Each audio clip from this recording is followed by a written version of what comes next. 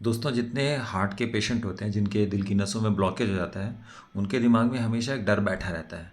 और ये डर है या कन्फ्यूज़न है या मिसअंडरस्टैंडिंग है। और वो ये है कि अगर हार्ट में एक बार ब्लॉकेज हो गई, और ख़ास तौर से ब्लॉकेज अगर बहुत ज़्यादा है, 80 है, 90 है, या 95 या 100% की ब्लॉकेज है, तो हमेशा डर लगा रहता है कि कहीं ये हार्ट अटैक में तो कन्वर्ट नहीं हो जाएगा।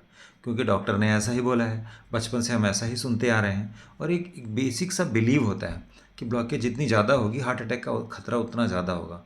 पर क्या ये सच्चाई है? Answer is no. ये सच्चाई नहीं है। ये पूरी तरह से गलत है।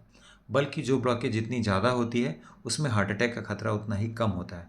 और जो ब्लॉकेज छोटी होती है, यूजुअली 50% या उससे कम की ब्लॉकेज होती है, तो इस तरह की ब्लॉकेज में जो हार्ट अटैक होने का रिस्क होता है, वो लगभग 80% होता है। मतलब 80% हार्ट अटैक उन ब्लॉकेज में होते हैं जो 50% से कम होती हैं।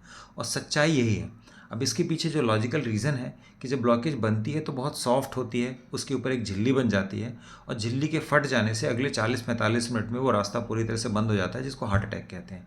लेकिन जब ब्लॉकेज बढ़ती जाती है, 50, 60, 70, 80, 90, 100, मतलब यूजुअली अगर 70 के ऊपर चली गई, 80, 90 या 100 चली गई है, तो उन ब्लॉकेज में हार्ट अटैक का खतरा इसलिए कम होता है क्योंकि वो स्टेबल हो जाती हैं। समय के साथ हमारा इम्यून सिस्टम उसमें कैल्सिफिकेशन कर देता है, उसको हार्ड बना देता है, जिससे उसके ऊपर की झिल्ली के फटने की संभावना बहुत कम हो जाती है, और इससे हार्ट अटैक का खतरा भी कम हो जाता है।